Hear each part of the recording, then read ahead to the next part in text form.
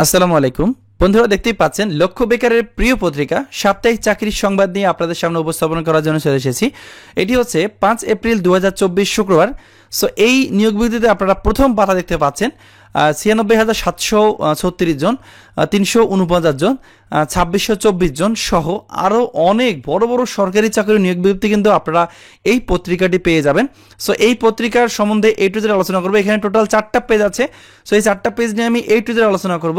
আশা করি আপনারা সম্পূর্ণ ভিডিওটা ধৈর্য সহকারে দেখবেন। সো মূল ভিডিওটি আলোচনা করার পূর্বে ছোট একটা তথ্য আপনাদের সবার সাথে শেয়ার করব। সেটা হচ্ছে আপনারা যারা বর্ডার গার্ড বাংলাদেশ বা বিজিবিতে আবেদন করেছেন 102তম ব্যাচের জন্য, তাদের জন্য আমার কাছে লিখিত ভাইবা পরীক্ষার জন্য চূড়ান্ত সাজেশন আছে। এটি হচ্ছে আপডেট সাজেশন।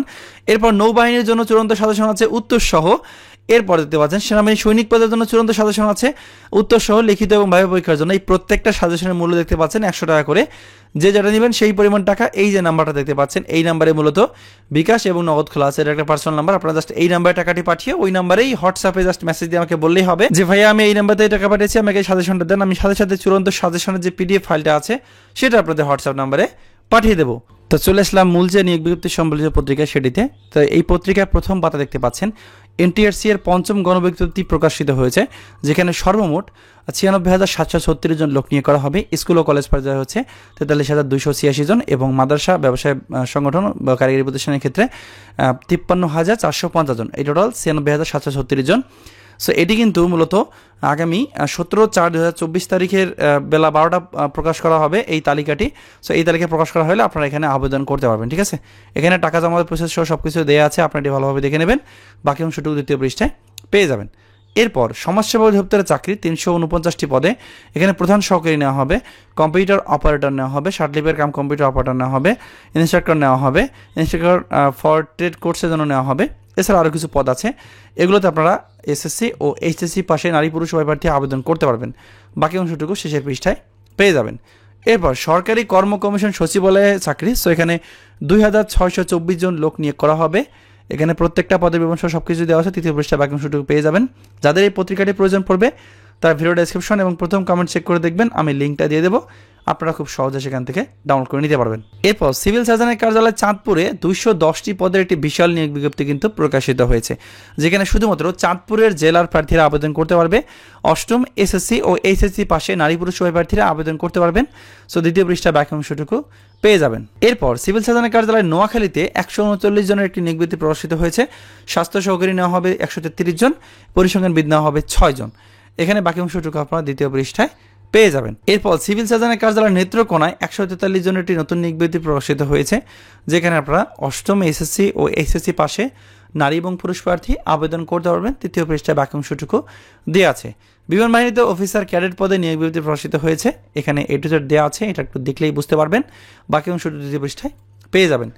এরপর দেখতে পাচ্ছেন সিভিল সার্জনের কার্যালয় মানিকগঞ্জে নতুন নিয়োগ বিজ্ঞপ্তি প্রকাশিত হয়েছে। এখানে 66 জন লোক নিয়োগ করা হবে। এছাড়াও সিভিল সার্জনের কার্যালয় ফরিদপুরে 129 জন লোক নিয়োগ করা হবে।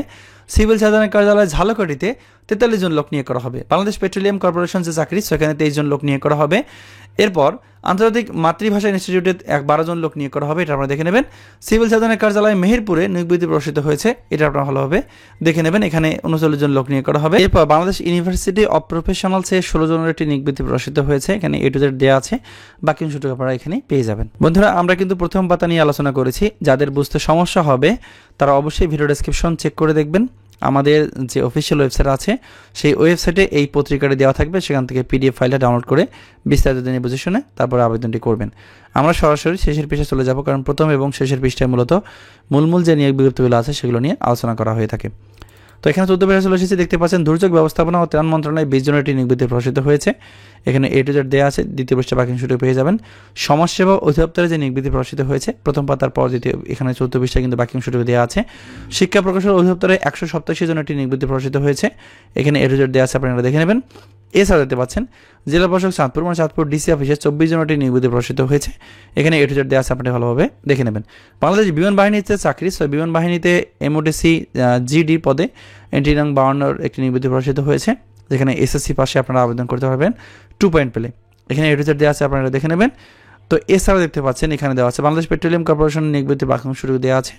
EPZ হাসপাতালে চাকরি 7 জনের নিয়োগ বিজ্ঞপ্তি প্রকাশিত হয়েছে, এটা আপনারা ভালোভাবে দেখে নেবেন। তো বন্ধুরা, এই ছিল লক্ষ্য বেকারের প্রিয় পত্রিকা সাপ্তাহিক চাকরির সংবাদ নিয়ে আমি আলোচনা করেছি 5 এপ্রিল 2024 তারিখের পত্রিকা নিয়ে।